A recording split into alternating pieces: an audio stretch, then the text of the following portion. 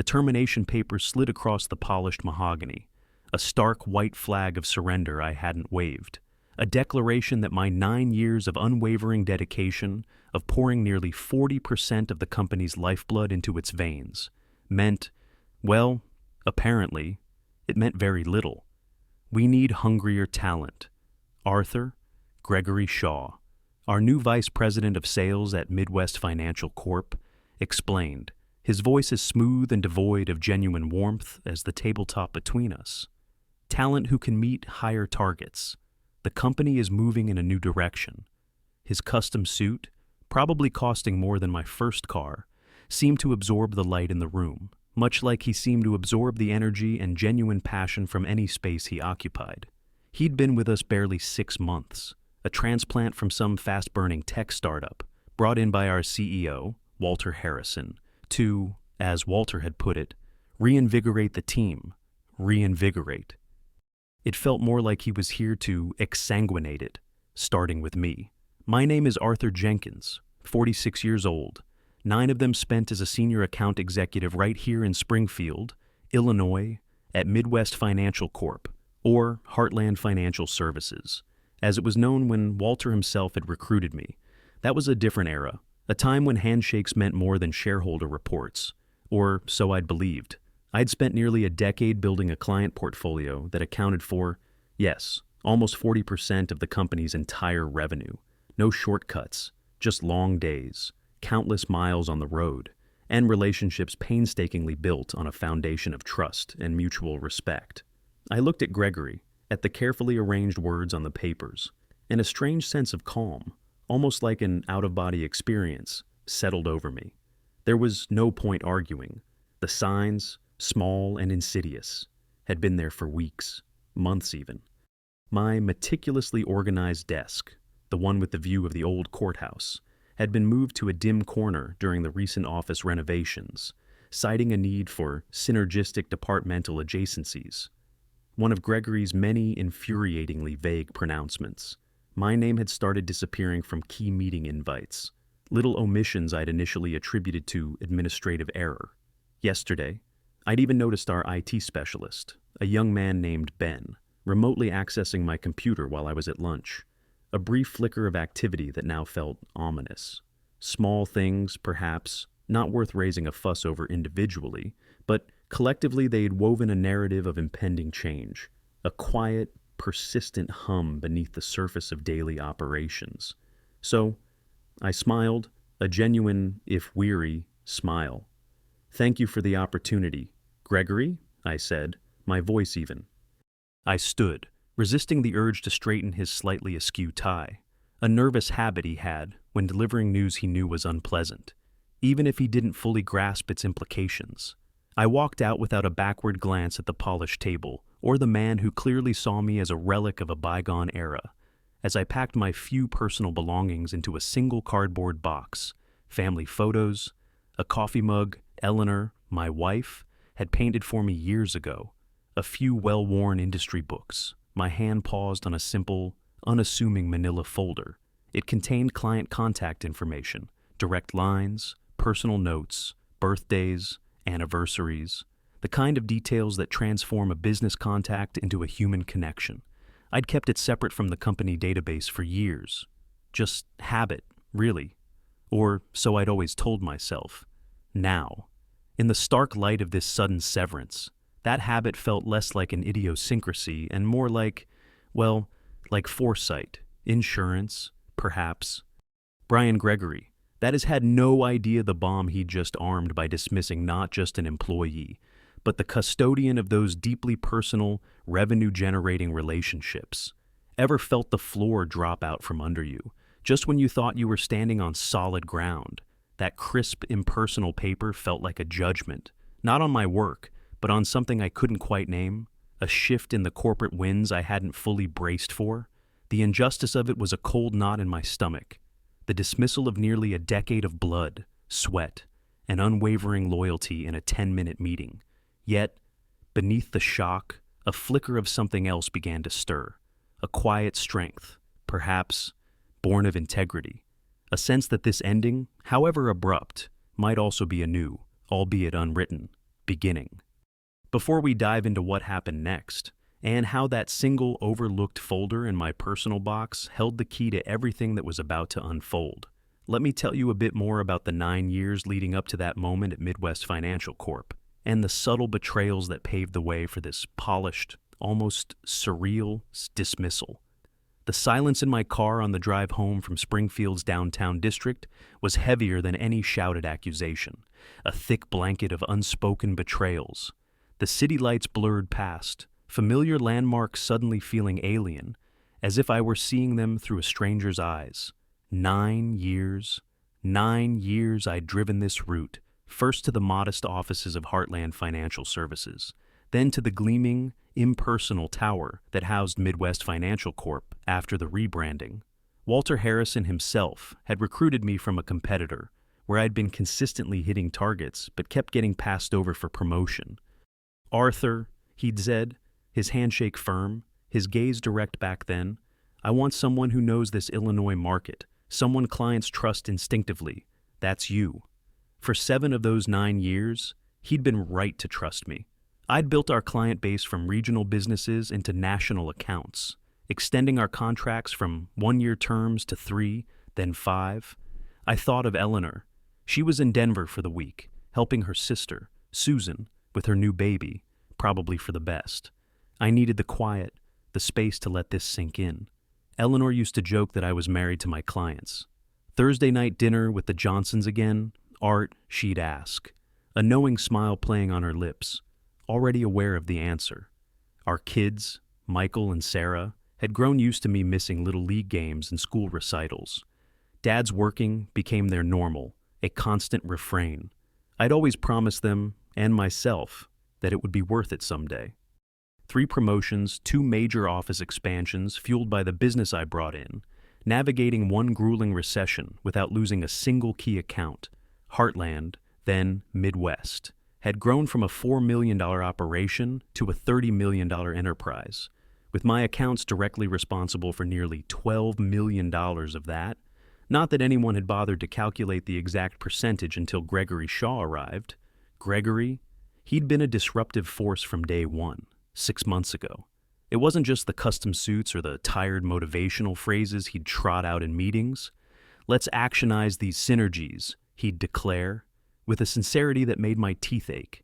He'd never once joined me on a client call, never once asked about the history or nuances of the relationships I'd spent years cultivating. 3 weeks after he started, he'd implemented a new commission structure, a complex algorithm that somehow managed to slash my earnings by 20%. Despite my numbers remaining consistently strong, even growing. That was the first red flag, the first small, sharp stone in my shoe. Then came the office renovations. My spacious office, the one overlooking the park, was suddenly reassigned.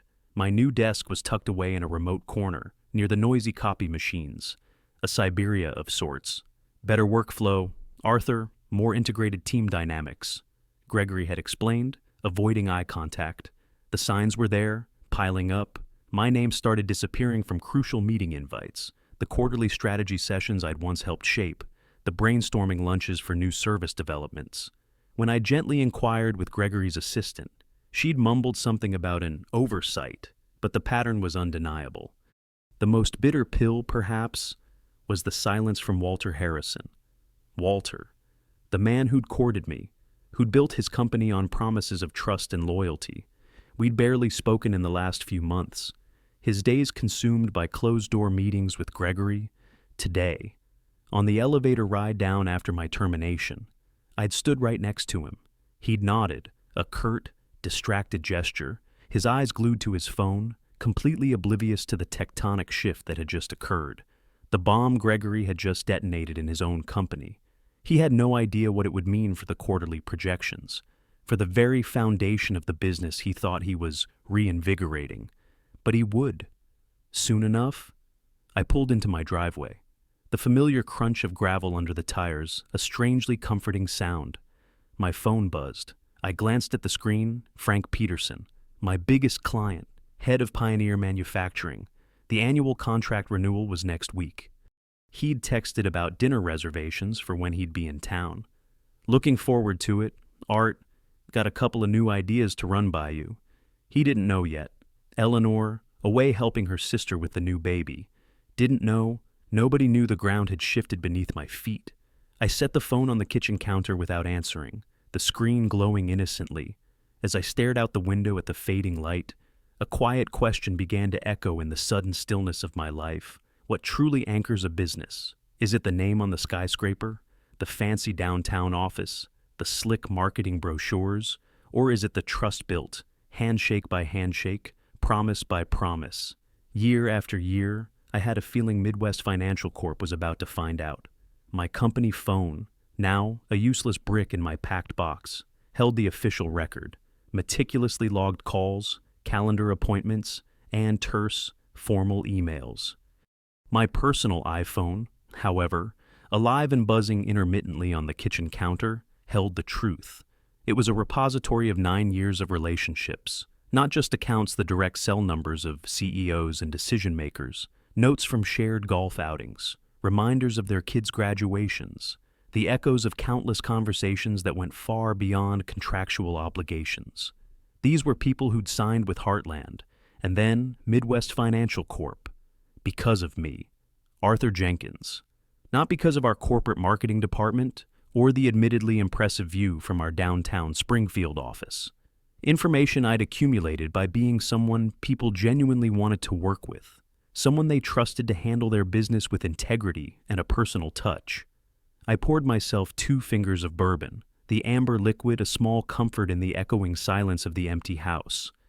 Eleanor wouldn't be back from Denver for another few days.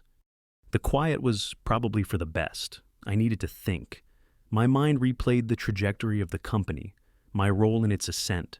When I joined Walter Harrison at Heartland Financial Services, it was a modest $4 million operation, a respected local player with a solid, if somewhat staid, reputation. I'd brought in Lockhart Manufacturing when they'd left our biggest competitor, a major coup at the time. I'd added the Henderson Group when nobody, not even Walter initially, thought we had a chance. 3 promotions, 2 significant office expansions, and 1 bruising recession later, Midwest Financial Corp had grown into a $30 million enterprise, and my accounts, the ones I'd personally cultivated and managed, were responsible for nearly $12 million of that, a significant chunk by any measure.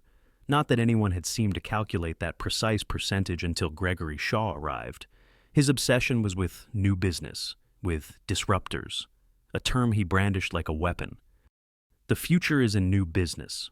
Arthur, he'd insisted during that first jarring quarterly review 3 months after he took over sales. He'd pointed to a chart that showed I'd only added 2 new, relatively small accounts that quarter. Your client acquisition rate has flatlined. He'd completely ignored, or perhaps deliberately chosen not to see, the fact that the Lockhart contract had just doubled in value under my stewardship, or that Pioneer Manufacturing was on the verge of another significant expansion.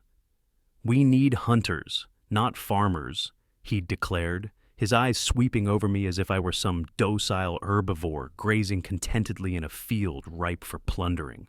A week after that pronouncement, my executive assistant, Julia, a wonderfully efficient woman who'd been with me for 5 years, was reassigned.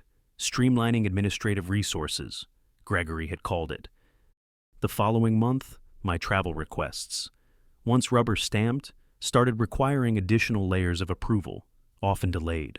My expense reports came back with nitpicking questions. Small things, death by 1,000 cuts. Then I started hearing whispers, snippets of conversations in the hallway about fresh talent being interviewed, young MBAs with aggressive pitches and 0 industry experience, people Gregory proudly called disruptors. Last month, he'd hired Nancy Price, 29, straight out of a tech startup that had burned brightly and then flamed out. During her first week, with no proper introduction or explanation, Gregory had assigned her to join me on a crucial strategy call with Frank Peterson of Pioneer Manufacturing. Just showing her the ropes. "Arthur," he'd said, a bland smile plastered on his face. Frank, a shrewd, no-nonsense man I'd known for the better part of a decade, had noticed immediately. The call had been stilted, awkward, with Nancy interjecting with ill-informed, tech-forward solutions that had no bearing on Frank's heavy manufacturing business. After the call, Frank had texted me privately. "Who's the new girl? Art, are you training your replacement?" I'd laughed it off at the time, a hollow chuckle. Just expanding the team, Frank, bringing in new perspectives. Driving home that night, I'd felt something shift in my gut, the kind of certainty that comes from years of reading boardrooms and client faces. Something wasn't right. I should have trusted that feeling sooner. Now, sipping my bourbon, a strange calm settled over me. No panic, no desperation about mortgage payments or health insurance, just a clear, cold understanding of what had happened, and a dawning realization of what would, or rather could, happen next. It's a peculiar thing, isn't it? How some can be so blind to the real currents that move a business. This relentless focus on the new, while neglecting the bedrock of the proven, the established trust. You almost have to wonder, what essential human element was Gregory Shaw, with all his talk of disruptors and actionizing synergies, completely missing in his polished, data-driven calculus. He viewed relationships as line items, easily transferable. He was about to learn a very expensive lesson. The bourbon settled warmly in my chest, a stark contrast to the ice-cold clarity that was forming in my mind. They hadn't just dismissed an employee. They'd unwittingly unchained their biggest asset. 9 years of 60-hour weeks, of missed family dinners with Eleanor and the kids, of little league games experienced through hurried phone calls and slightly blurry photos. 9 years of building something I thought, in some small way, was mine, only to discover it wasn't. The house was quiet, save for the hum of the refrigerator and the occasional creak as it settled in the cool evening air.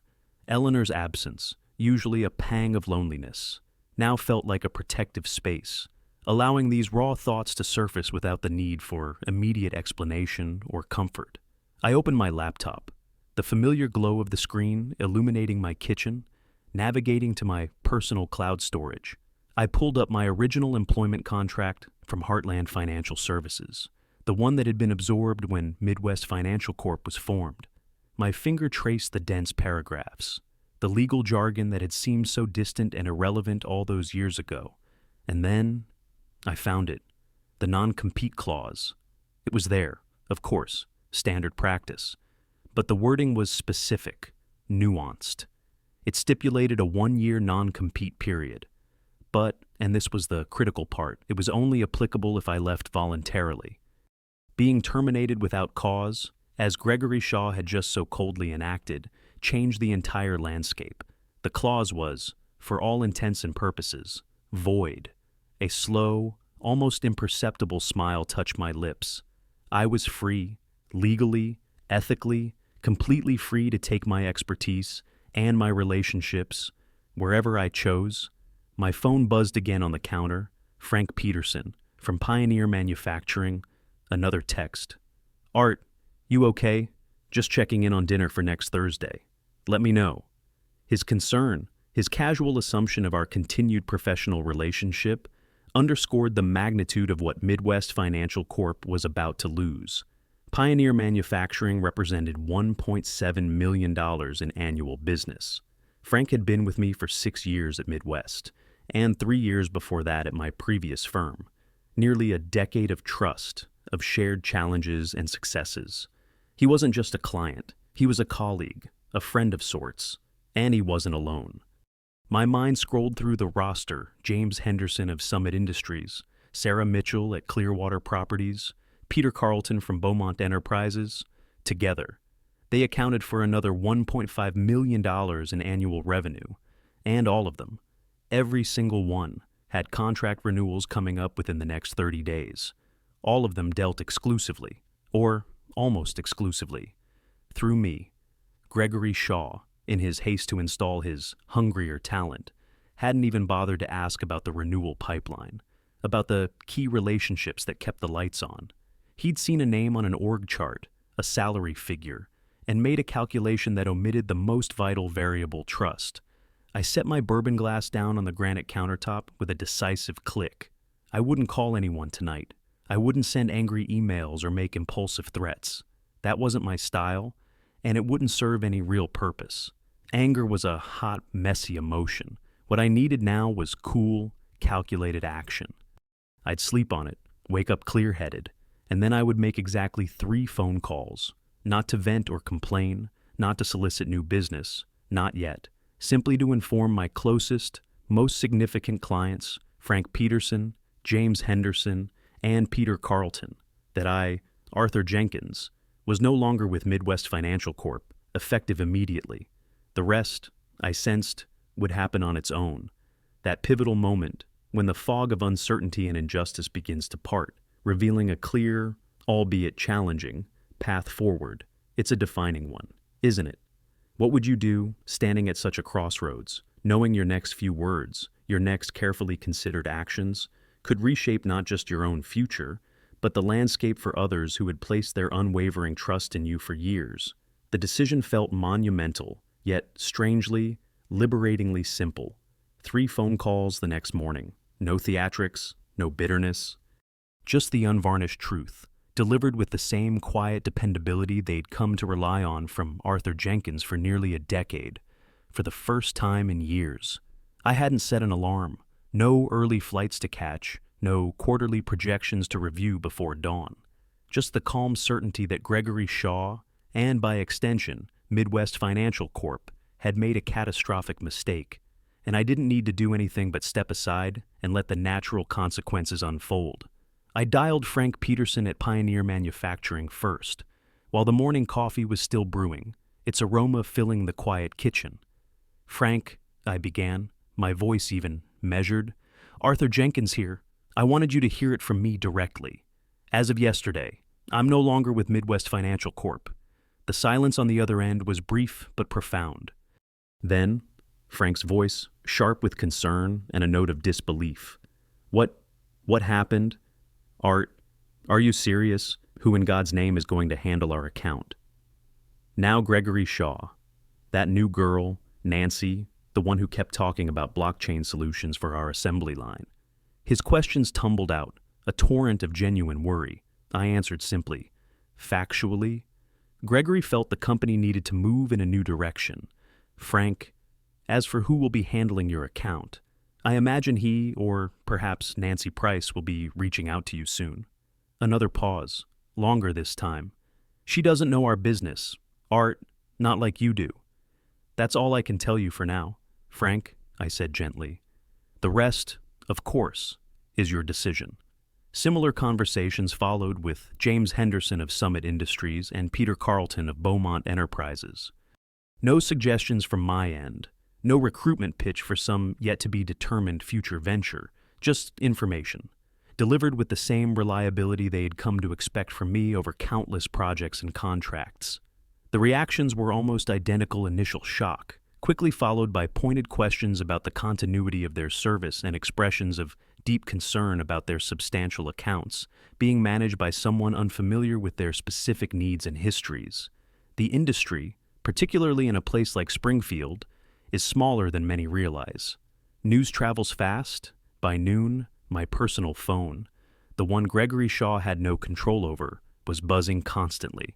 Other clients, vendors, even a few sympathetic former colleagues from Midwest Financial Corp who'd heard the whispers, were calling. My name, it seemed, was on everyone's lips. Around 2 p.m., an incoming call flashed Walter Harrison's name and photo on my screen. Walter, the CEO. I let it go to voicemail. A few minutes later, the notification pinged. "Arthur, this is Walter." His voice sounded strained, less assured than I remembered. "We need to talk about your transition. Several clients are expressing concerns. Please call me back immediately." I didn't. Instead, I put on a fresh shirt, grabbed my car keys, and drove downtown. Not to Midwest Financial's gleaming tower, but to the quieter, more distinguished legal district on Oak Street. I had an appointment with Howard Davies, a highly respected employment lawyer. I'd helped his son-in-law secure financing for a new restaurant venture 3 years ago. Howard had said at the time, "If you ever need anything, Arthur, anything at all, now." I was taking him up on that offer. Howard listened patiently, reviewed my termination papers and my old Heartland Financial contract, his expression thoughtful. After a few minutes of quiet reading, he looked up, a reassuring nod. "They can't stop you from working, Arthur," he confirmed. "The non-compete is effectively nullified by their actions. But," he added, his gaze sharpening, "they'll try to scare your clients from following you. Expect some form of intimidation, subtle or otherwise. Prepare for that." He was right, of course. By 4 p.m., as I was driving home, an email from Midwest Financial Corp's legal department landed in my inbox. It was a carefully worded, vaguely threatening reminder about confidentiality obligations and proprietary information. Standard corporate bluster. An hour later, at 5:00 p.m., my phone buzzed with a text message. "Gregory Shaw. Arthur, let's discuss your exit package. There might be room for consulting work." The shift in tone was almost comical. Too little, far too late. The ripples had already begun to spread, and it was fascinating, wasn't it? How quickly those ripples could turn into waves when a stone of genuine injustice, of short-sighted dismissal, was dropped into the still pond of long-standing business relationships. It makes one reflect on the true interconnectedness of it all, where personal trust can often be the strongest, most indispensable currency, a currency some leaders, in their pursuit of new directions, forget to value until it's already walking out the door. By the next morning, those 3 carefully placed phone calls had ignited a wildfire. The polite, factual conversations I'd had with Frank Peterson, James Henderson, and Peter Carlton had, as I suspected they might, led to further conversations among them and with others. 8 clients, representing over $3.2 million in annual contracts, had formally submitted termination notices to Midwest Financial Corp. The ground beneath their polished downtown Springfield office was trembling, and the tremors were reaching me even in the quiet of my own home. Helen Carter, my former executive assistant, a wonderfully loyal and astute woman who Gregory Shaw had unwisely underestimated and reassigned to a general administrative pool, texted me on my personal number. "Arthur, you won't believe this. Walter Harrison just called an emergency board meeting. It's complete chaos here. Gregory is apparently trying to blame you for client tampering, saying you're actively poaching. The CEO is furious, asking why nobody saw this coming." A grim smile touched my lips. Client tampering? I hadn't asked a single one of them to leave Midwest. I had simply informed them of my own departure. Their decisions were their own, a testament to where their true loyalty lay. Then, my phone rang, a number I didn't recognize. "Arthur Jenkins," I answered. "Arthur, Henry Bishop here, from Bishop & Associates." My eyebrows rose. Henry Bishop was a legend in the Springfield financial scene, founder of a smaller, more agile competitor known for its impeccable integrity, its client-first approach, and its habit of quietly attracting top talent. "Henry, a pleasure," I said, genuinely surprised. "Likewise. Arthur, I hear you're available," he said, a hint of dry amusement in his voice. "And several of our mutual friends, people whose judgment I trust implicitly, speak very highly of you. We believe in valuing talent and relationships here at Bishop & Associates. Arthur, we're not about chasing fads, we're about building lasting partnerships." He didn't waste time. He offered me a senior vice president position, a 6-figure signing bonus that made my eyes widen slightly, full autonomy to manage my own accounts, and, most significantly, a seat on their executive committee. "When would you want me to start?" I asked, my mind racing. "How's tomorrow sound?" Henry replied. I accepted on the spot, not out of urgency or desperation, but because it was exactly what I wanted: respect, autonomy, and a genuine recognition of the value I brought. Later that afternoon, after the initial elation of Henry's offer had settled, Gregory Shaw texted again. His tone was markedly different now, almost pleading. "Arthur, the board has approved a retention package, full salary for 6 months, plus stock options, substantial ones. Just help us transition your accounts. Help us understand what they need." I stared at the message, a cold laugh catching in my throat. They'd had 9 years to value what I built, 9 years to understand what my clients needed because I understood. Now they were scrambling to put a price on it, after the fact. Too little. Far, far too late. I didn't even bother to reply. There was nothing left to say to him. But the day wasn't over. That evening, Helen Carter called me again, this time on her personal line, her voice low and urgent. "Arthur, there's something else, something you need to know. It wasn't just Gregory wanting his own people, pushing you out for someone like Nancy Price."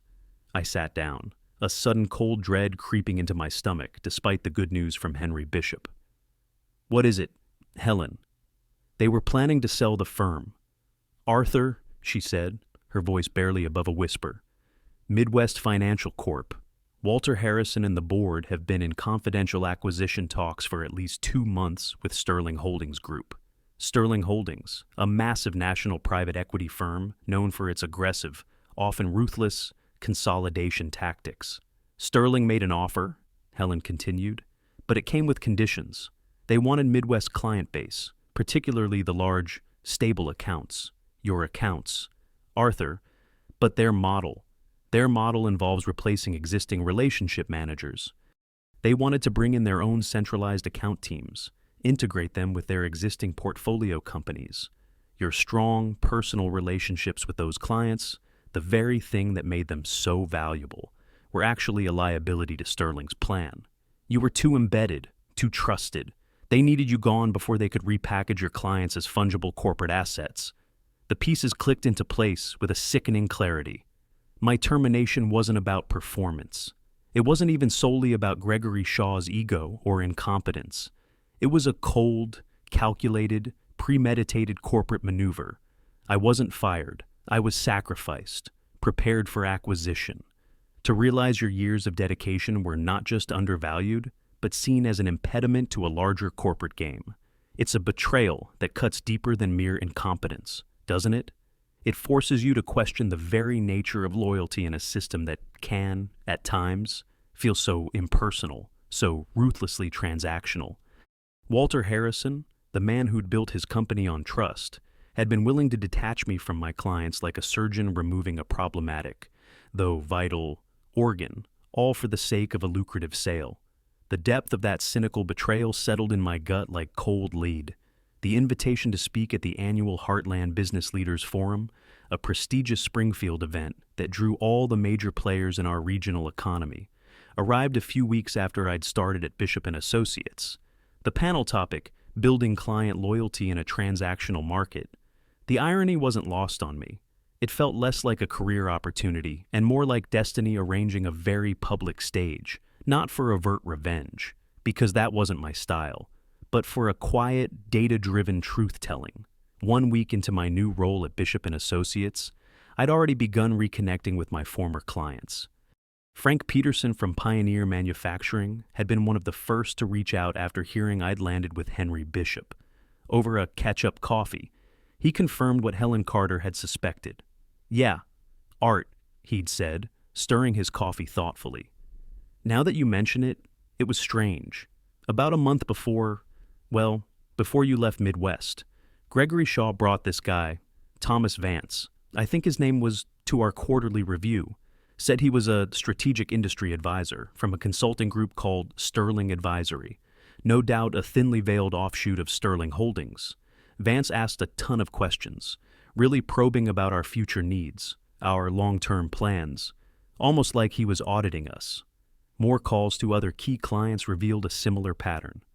At least 6 of my major accounts had been covertly introduced to Sterling Holdings representatives, all under the guise of strategic consultants or industry analysts, laying the groundwork for a transition they hoped I wouldn't be around to influence. They'd been probing for weaknesses, for areas where I might be deemed expendable, all while I was still employed, still trusting I was building something that mattered at Midwest. Armed with this knowledge, and with the full, enthusiastic support of Henry Bishop, who provided me with 2 dedicated analysts and robust marketing support. Resources Midwest Financial had never even considered offering me. I prepared meticulously for that panel discussion. Every client I brought into Bishop & Associates wasn't just about commission anymore. It was about building something I now partially owned, a shared success. I knew Walter Harrison and the remaining leadership team from Midwest Financial Corp never missed the Heartland Business Leaders Forum, Neither did their board members. When my turn came to speak, I didn't mention Midwest Financial Corp by name. There was no need. I spoke plainly about what clients truly valued in an age where everything seemed automated and digitized. Personal accountability, I argued, had become the rarest, most valuable commodity. I presented compelling, anonymized case studies, drawn directly from the clients who had followed me to Bishop and Associates. The data was undeniable. Average service response times for these clients had been reduced by over 53%.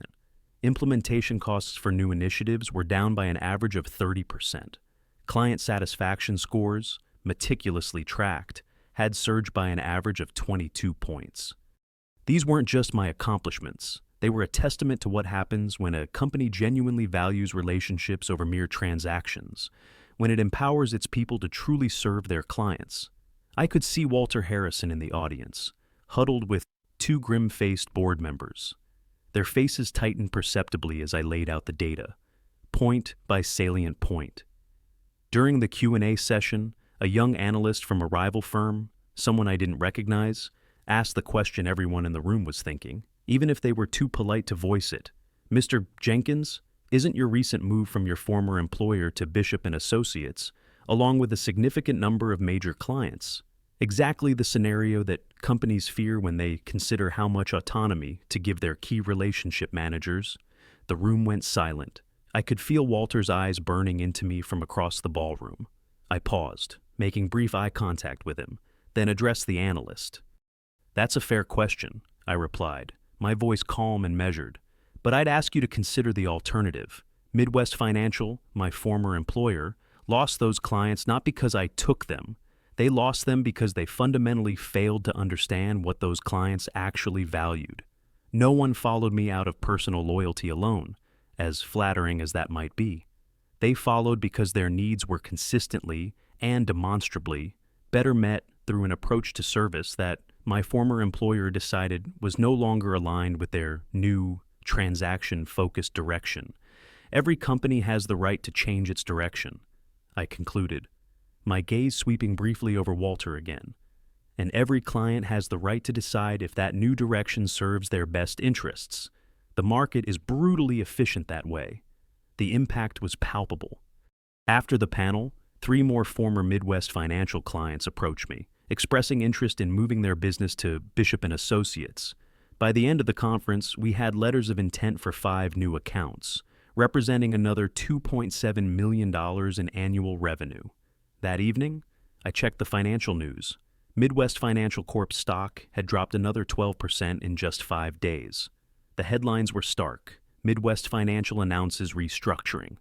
VP of Sales Gregory Shaw, pursuing other opportunities. And, most tellingly, Sterling Holdings Group acquisition talks officially dead. I closed my laptop without a trace of overt triumph. Just the quiet certainty that comes from being proven right in the most definitive way possible, by the market itself. The lesson had been delivered. There's a profound kind of justice, isn't there, when the unvarnished truth, backed by irrefutable results, speaks for itself. It makes one consider the enduring power of integrity in a world that sometimes seems to reward the quick transaction over the long-term relationship. What do you believe truly underpins lasting success in any endeavor 1 year to the day after those cold termination papers were slid across that polished mahogany table? I sat in Henry Bishop's spacious, sunlit office at Bishop and Associates. Before me, on his own impeccably organized desk, lay a different kind of paper, a partnership agreement. The view of the Springfield skyline from my new corner office, considerably larger, and with a much better vista than the one I'd briefly inhabited at Midwest Financial Corp before being relegated to the Siberia corner, seemed clearer somehow, sharper. My client portfolio, now firmly rooted at Bishop and Associates, represented nearly $20 million in annual revenue. The firm itself had grown an astonishing 34% since my arrival, a testament to what happens when talent is nurtured and relationships are prized. 6 months after my termination from Midwest, the news had rippled through Springfield's business community.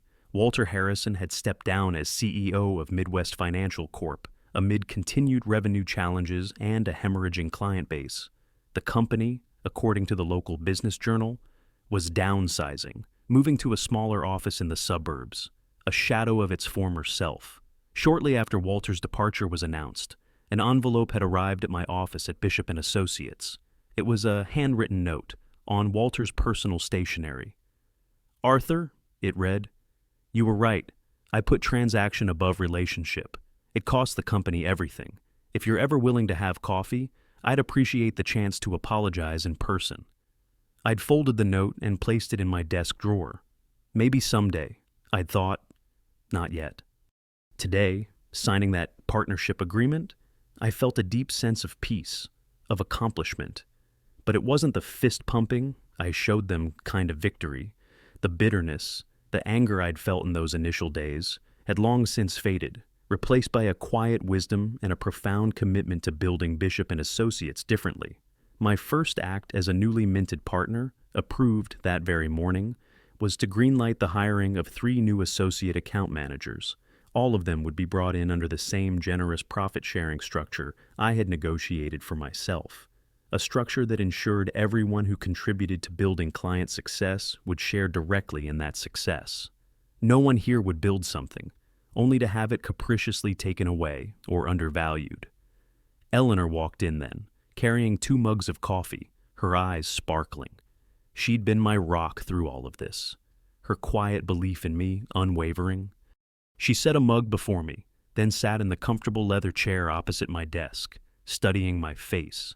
"Signed and official?" she asked. I nodded. "You don't look as overtly triumphant as I expected," she observed, a gentle smile playing on her lips. I leaned back, looking out at the familiar skyline. "Just thinking about Midwest, about Walter," I admitted, "and about what we're building here, Eleanor, about doing it right this time." I picked up the small, framed quote she'd given me last Christmas, a simple piece of parchment with the words, "The best revenge is massive success." I smiled, then turned it face down on my credenza. That chapter was closed. My phone buzzed. A text from Frank Peterson at Pioneer Manufacturing, who had heard about the partnership. "Congratulations. Art knew you'd land on your feet. Proud to be along for the ride." I texted back a quick thanks. "Thanks to clients like you, Frank." His reply was instantaneous. "No, Art, thanks to you being who you are. We just followed the value and the integrity." I took out my calendar and made a note. "Call Walter Harrison. Coffee." It wasn't about gloating or rehashing the past. It was about releasing the last vestiges of that old weight, about acknowledging that sometimes, even those who stumble badly can seek a measure of redemption. Sometimes, the final step in truly moving forward is extending a hand, not in triumph, but in understanding. I shut down my computer, picked up my keys, and stood, ready. I asked Eleanor. We had tickets to our son Michael's band performance at his high school that evening, something I wouldn't have dared make firm plans for in my previous life. Always hostage to the next client emergency, the next fire to put out. Some losses, I realized, clear the way for better victories. Some fires burn away only what needs to go, clearing the ground for new, more vibrant growth. And Arthur Jenkins, standing on that freshly cleared ground, had never felt more certain of the future I was building, both professionally and personally. Looking back, the path wasn't easy, but every challenge, every betrayal, ultimately cleared the way for something truer, something built on a foundation of respect and shared success. It wasn't about proving them wrong as much as it was about affirming what I knew to be right. What old chapters in your own life, I wonder, might be quietly closing to make space for brighter beginnings? If Arthur's journey of resilience and principled success has touched a chord with you, perhaps you'd share your own thoughts on navigating such turning points, or the importance of integrity in your own experiences, in the comments below. And if you appreciate stories that explore the quiet strength found in adversity and the satisfying arc of well-earned vindication, do consider subscribing. There are always more lessons to share, more journeys to explore,